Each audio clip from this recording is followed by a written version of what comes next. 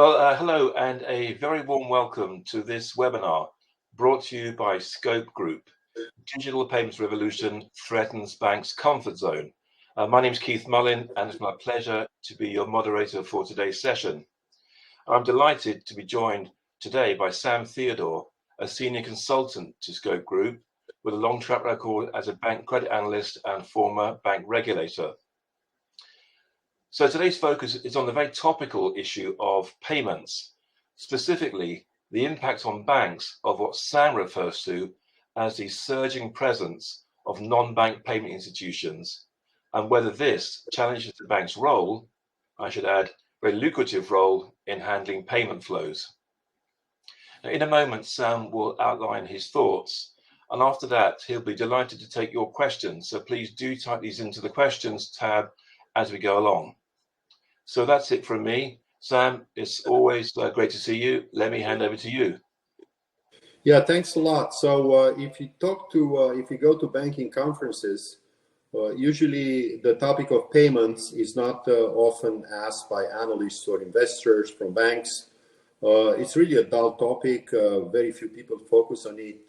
After all, payments have been a core activity of banks. This is how banks were born, by making payments, and on top of the payments, they started to provide other activities.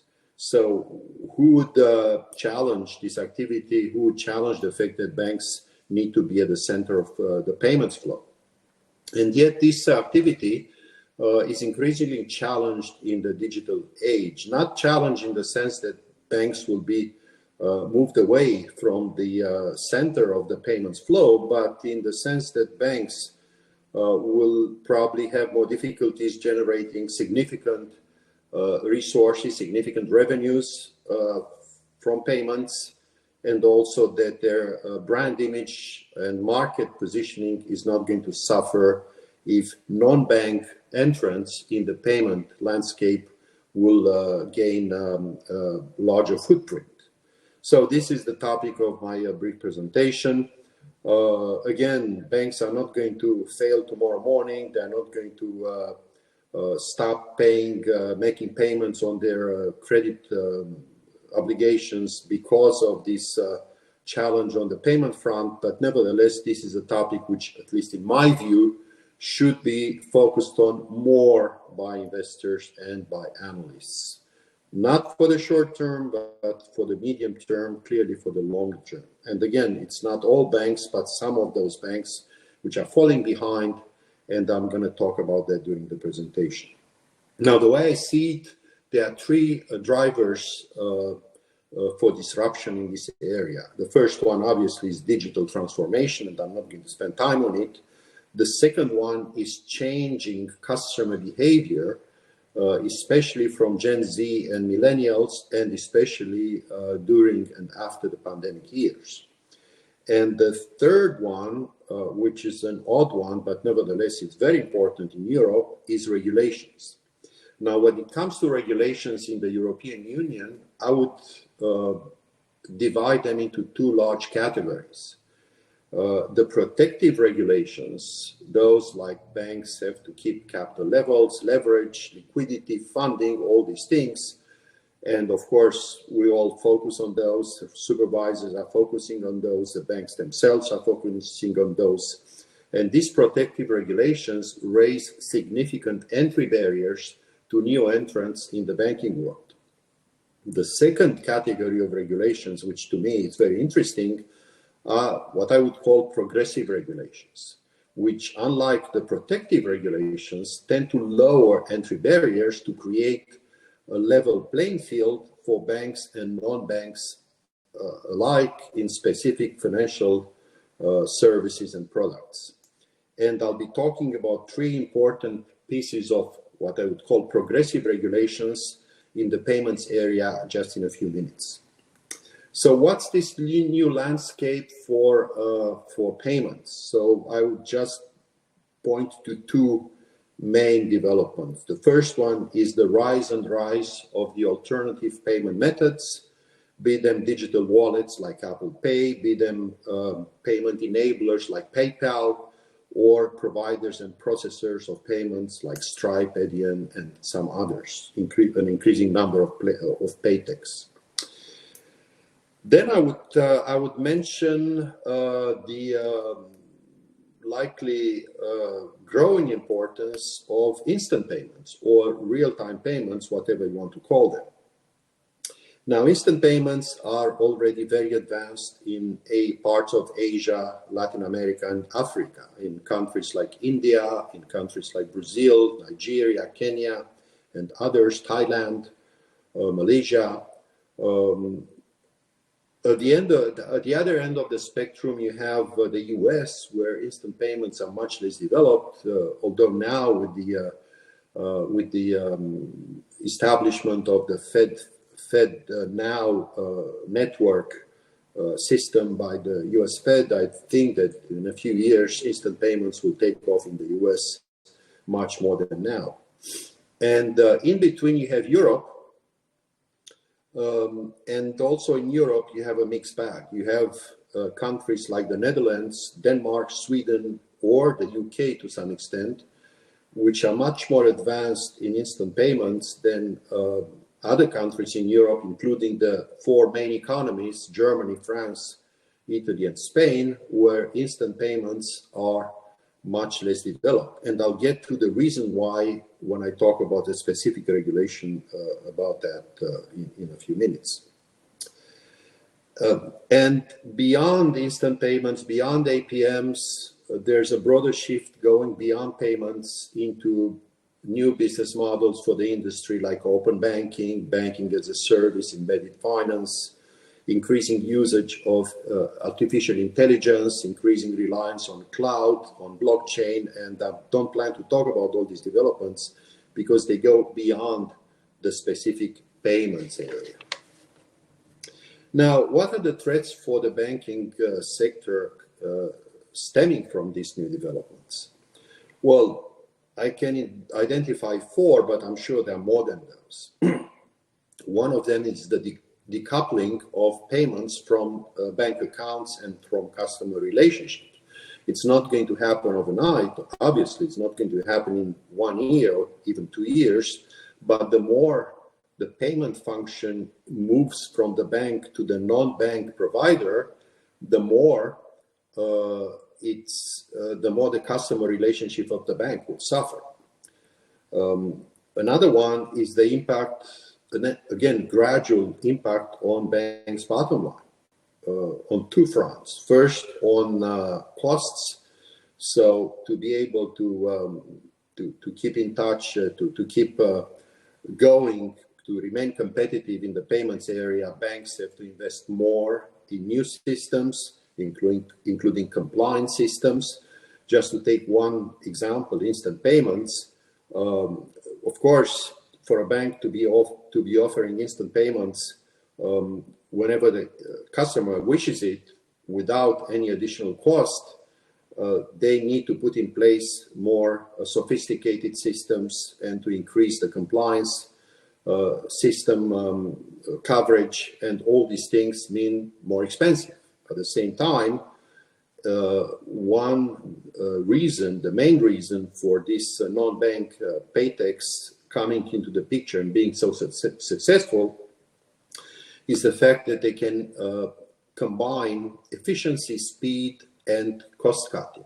Again, I think more than ever now, the payment business is a tech business. It's not a financial business. Is it a tech business? That being the case, the cost per transaction is coming down. So obviously, banks are not going to lose revenue flow from doing less payment activities, but also for the payment activities that they do, the unit cost is going to be lower and lower. Another threat for the banking sector is brand relevance and market position erosion. So again, the more the payment function moves away from the bank, and think about a larger number of SMEs not relying on their bank for the payments, finding other providers of payments offering them embedded finance facilities, the more the bank is going to suffer. And the final threat against, again, in my analysis, is the fact that non-bank payment service providers can look at payments as a stepping stone for them to get into other financial products and services, like loans, mortgages, savings, insurance, you name it. So think about Apple. Apple starts with Apple Pay, which is obviously a digital wallet, and then from there it moves into buy now, pay later. It moves into savings accounts, which is happening in the US with great success. And it is more than that. We all know that the large tech companies are going to be more regulated in the European Union and are going to have restrictions on what the regulators will call gatekeeping activities. Or clearly the big techs will want to diversify to generate more revenues. So it's difficult to assume that financial services are going to be considered gatekeeping activities for the big techs. They're not. And that's why it's not excluded that Apple, Google, maybe Amazon, maybe Microsoft will move into this area of financial services more so in the future than now. And the new regulations will perhaps make it easier, and I'll make a mention of that in a minute. Now, about these new regulations. So let me talk about three pieces of regulation. First of all, PSD3, PSR, well, lots of acronyms here. The second one is FIDA, and the third one is IPS, and I'll have a few mentions on each of them. PSD3, PSR is the third revised payment directive, services directive.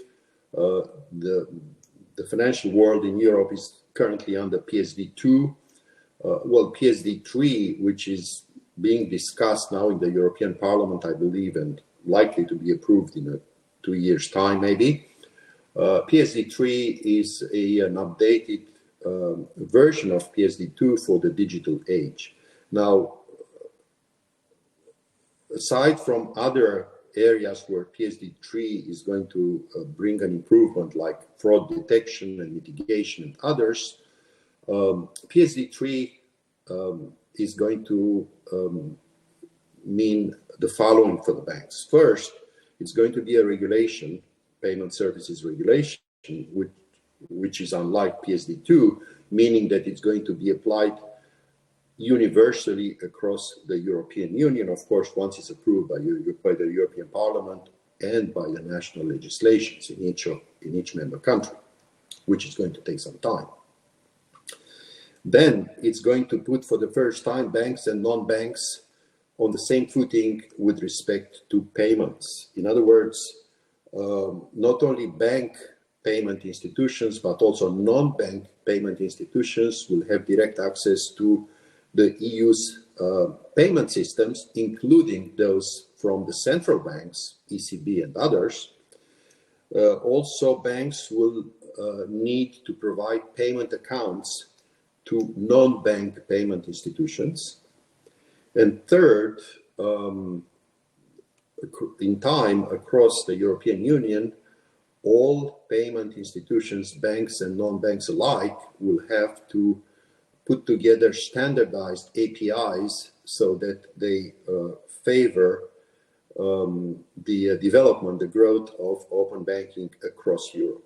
Now, all these things mean as many challenges for the incumbent banks, which of course had a monopoly on payments and on the relationship with their clients. So again, I mentioned the headwinds, payment-related revenues headwinds, and also likely increase in compliance and IT costs.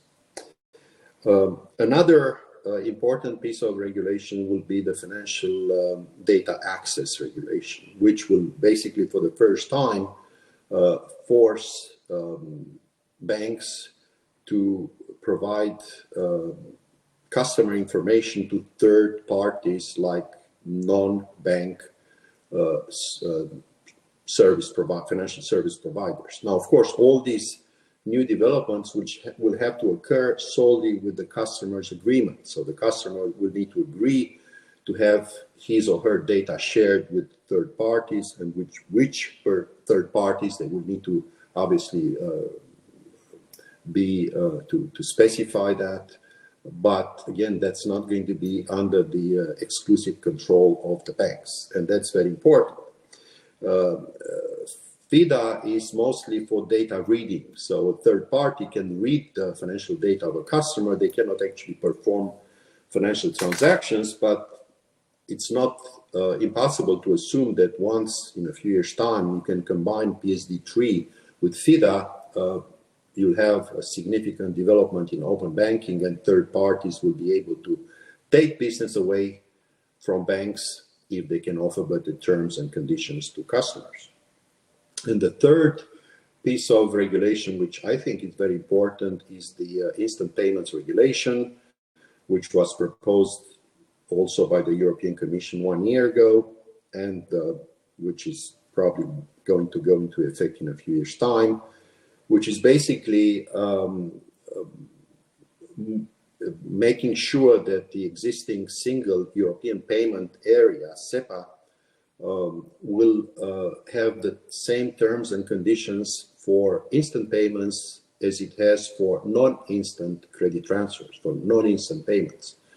Why is this so important? And this is one reason why, as I mentioned earlier, instant payments are less developed in some countries versus others, simply because some banks charge much more for instant payments than they charge for normal credit transfers, sometimes as high as 4 times more.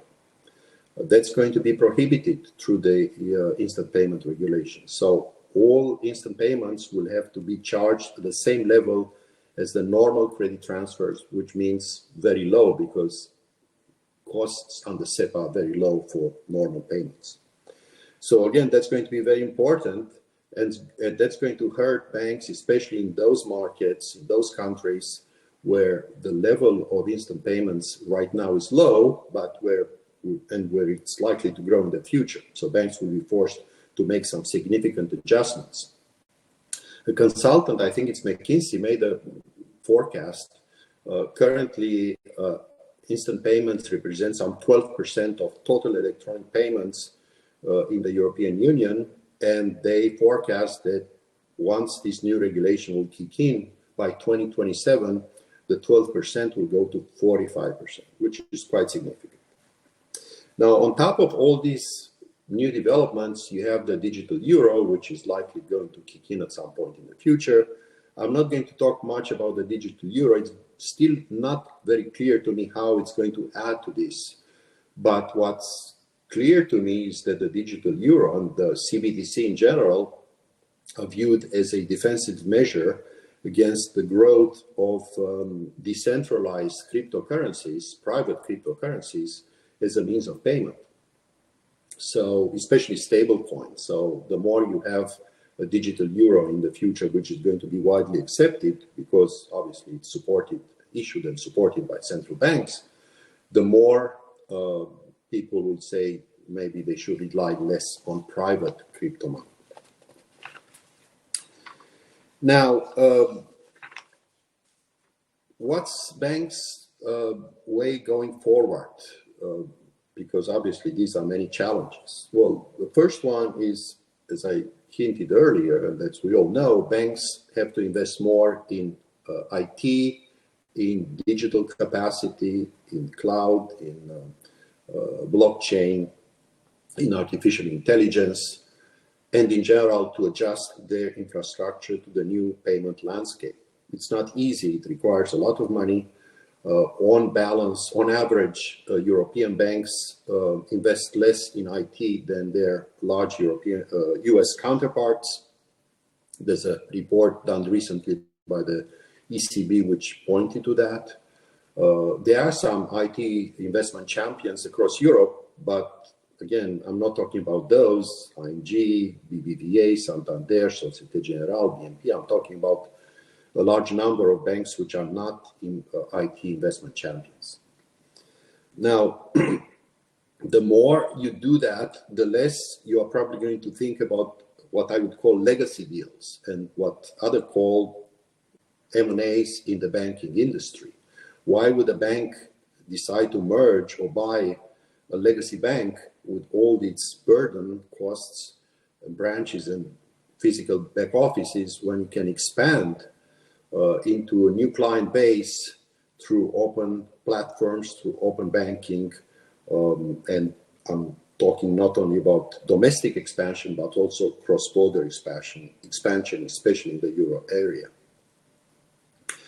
Another way forward for banks is to, as I mentioned earlier, to shift towards new business models, open banking, digital business models in general, all anchored, hopefully this time, in ESG and diversity, equity, and inclusion criteria, meaning if you start something new, start it on the right base. And the third way forward, to me, very important, is banks should consider to build and rather especially buy or partner with paytechs and other fintechs, and as well as partnering with the e-commerce players to offer them embedded finance facilities. This was a very general presentation, but I think I'm going to stop here and see if there are any questions. Thank you. Great, thank you very much, Sam, for those comments. So please, if you have any questions, do type them in now, and we'll get to them in the next few minutes. Sam, I wanted to start with a question, which is, I guess, asking you to speculate a little bit, because the title of this webinar is that the digital payment revolution shakes banks' comfort zone. Now, in your beginning of your comments, you were inferring that this is kind of not a short term, but potentially a medium term or long term issue. But how would you characterize the risk that banks face with all of the things that you mentioned around digital payment regulation, et cetera, et cetera? Well, again, I think that banks, and I'm not talking about banks in general, the banking industry is going to be anchored in this payment revolution, very much at the center of it. Right now, I think banks have something like 85% of the total payments flow in Europe. Even if they go down to 80%, which some people anticipate, but in a few years' time, it's still not the end of the world. But I think some banks, not all banks, but some banks will fall behind, will be unable to invest enough in payments infrastructure. And frankly, it's not a matter of tomorrow morning, but it's a matter of somebody else is eating your lunch. And if you do that, and if you allow that to happen, that means that you didn't do a good job. And in time, your customers will think twice about, should I stay with this bank, which seems a little bit wishy-washy in terms of digital and everything else, or should I go to another bank, which is more progressive, more advanced, and which is faster in satisfying my needs than this bank? That's basically what it is. Indeed. There's been a lot of chatter about the impact of things you mentioned, open banking, banking as a service, etc., etc. The early evidence suggests that even though there's a lot of interest in this, there's also a lot of inertia. So even if potentially a customer may see another bank with a superior solution, they may not necessarily be prepared to switch. And you mentioned customer behavior. Is your sense that as these regulations and the revolution of digital payments kind of really takes hold, would your sense be that customers would actually then start shifting into the best-in-class solutions? Well, I think payments, I think I agree with you, Keith. I think in general, you have customer inertia, although at some point you have always to think about what Hemingway said a long time ago, gradually then suddenly. That's how people go bankrupt in his judgment. And I think that applies very much to this new evolution in the financial world. But in general, I think that payments are one sector where banks don't have such a solid lock on the flows. It's not so much that the client would say, "I'd rather not, go to Lloyd's. I'd rather go to Stripe." This is not how it works. But if paytechs take the payment function from the banks, and banks are going to pay them to help them with the process, well, banks are going to lose a share of the pie. That's all there is. It's not like the customers will decide to switch to a non-bank from today to tomorrow. That's not going to happen. And also in the process, the non-bank paytechs will build brand value, which maybe in time will help them get into other services. So maybe one day we'll see an Apple Bank, a Stripe Bank, a Nadian Bank, who knows? That's not impossible. Now, as an analyst, I don't think it's going to happen anytime soon. But if I were a bank CEO, I wouldn't have the luxury to say, "No, it's not going to happen anytime soon. Let me think about something else." Yeah, that makes sense. A question just come in, Sam, which is this: if banks are worried about the cost of being able to keep up with these digital payment competitors in-house, do you think this opens up room for M&A? Could banks end up buying these competitors? Yeah, I mean, it's not so much that, yeah, I mentioned that banks, I think, are thinking of either buying, which is very expensive. I mean, try to buy Stripe, which has a huge market value, more than a bank. It's not going to happen easily, but at least to do partnerships. And actually, many banks are increasingly doing partnerships with these successful paytechs. But it means, again, that you leave a share of the pie to somebody else, something that didn't happen in the past. Now, in terms of M&As between banks, I don't think that this would be a driver for those. Again, I find it difficult to think about economic rationale for a large bank M&As. And fortunately, you don't see too many of those happening, despite what supervisors are pushing for years. Let banks merge among themselves to create this single market utopia. I think that banks are, for economic reasons, are simply not seeing value in doing M&As with other banks. Yeah. Just in terms of the kind of where the balance of risk in the banking sector lies, it's pretty easy to conclude that the large national champions, the GSIBs, are going to suffer potentially less because they have the benefit of scale. I was wondering what your thoughts were about the risks that small banks, second-tier small banks, might face in Europe, on the basis that they may not have the kind of quantum, the size of budget available to really fund this evolution.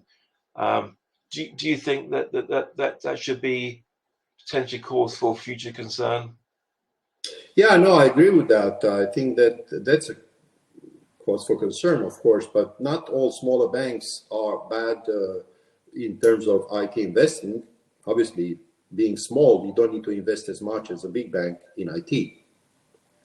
But at the same time, if you look at the structure of many second-tier banks in Europe, many of them are grouped in broader groups, like the savings banks in Germany, or the cooperative banks in Germany, or savings banks in Norway, or other things like that.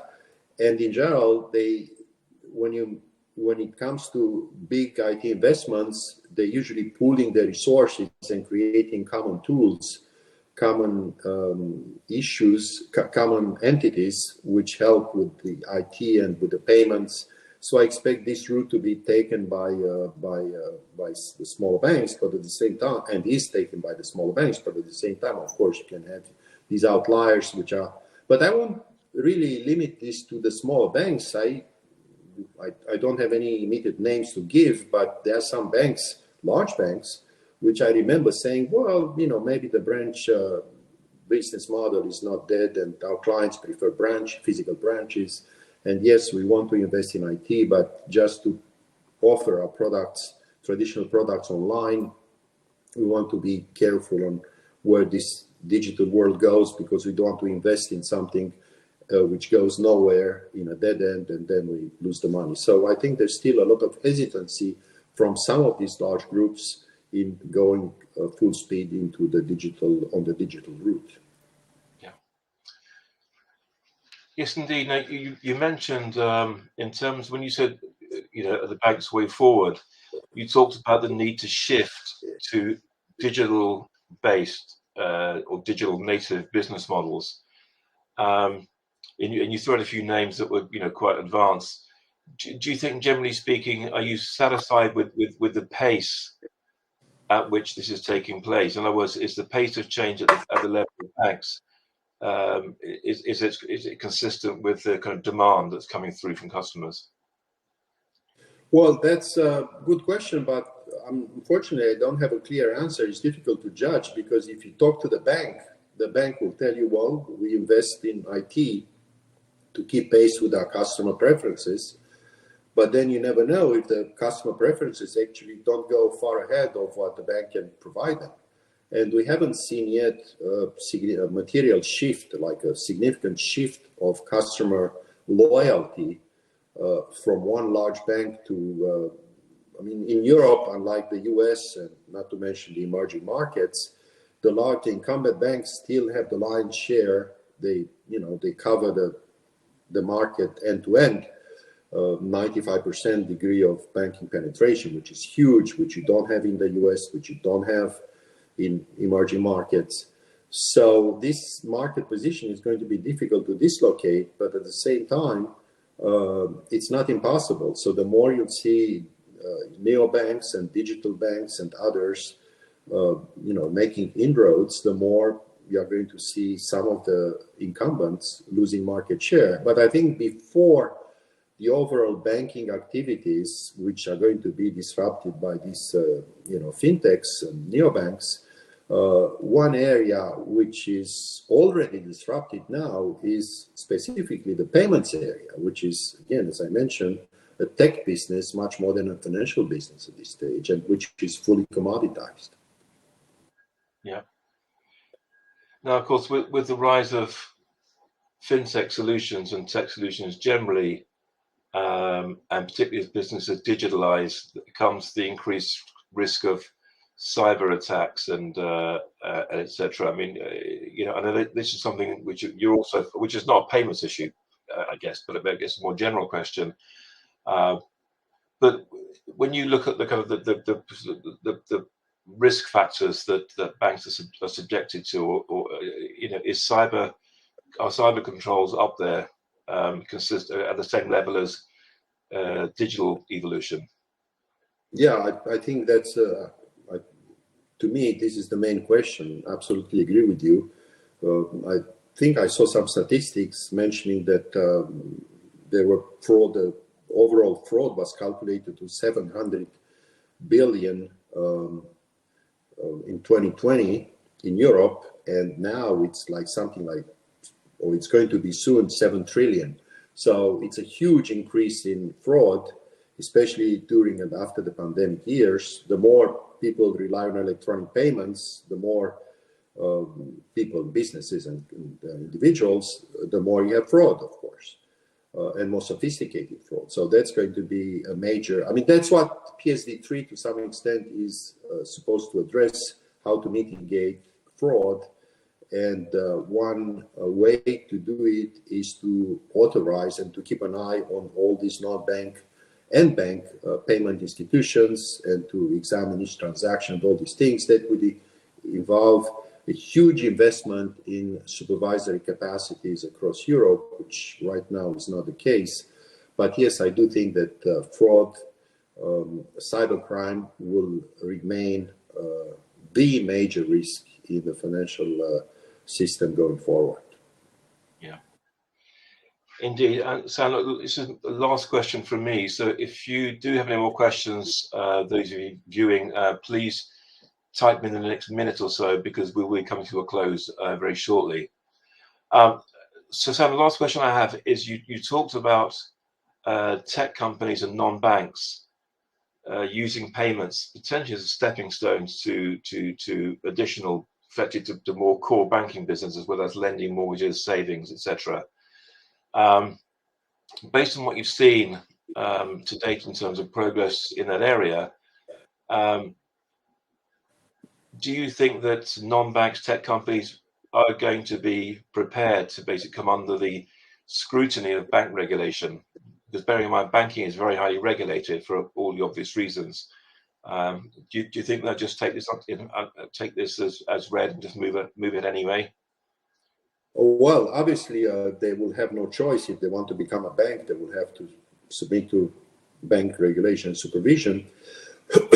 And that's why I was mentioning earlier the protective regulation. That's one major reason, if not the major reason, for which we don't see more non-bank entrants into the banking area, into the banking landscape across Europe, because of this high level of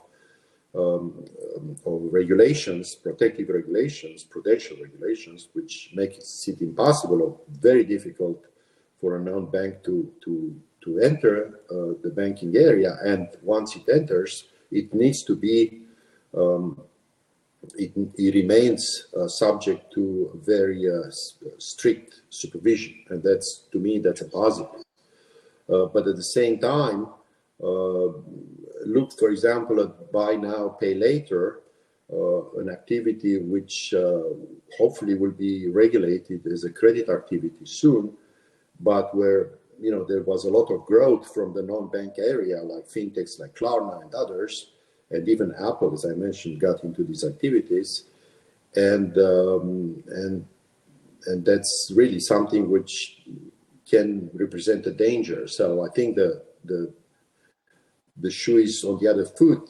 It's all these new developments. The supervisors have to be smart enough and fast enough to anticipate, to see these developments, and to decide, do we regulate or do we not regulate?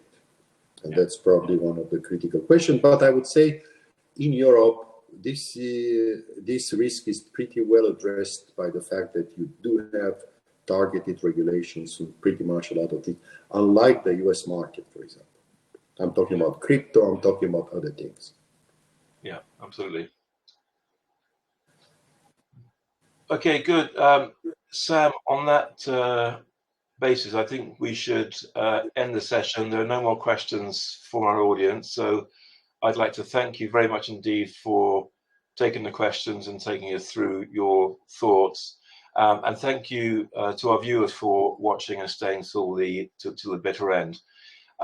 Just to alert you, Sam does on a regular basis write a very impactful, insightful column called The Wide Angle, which is on a range of topics within the European banking,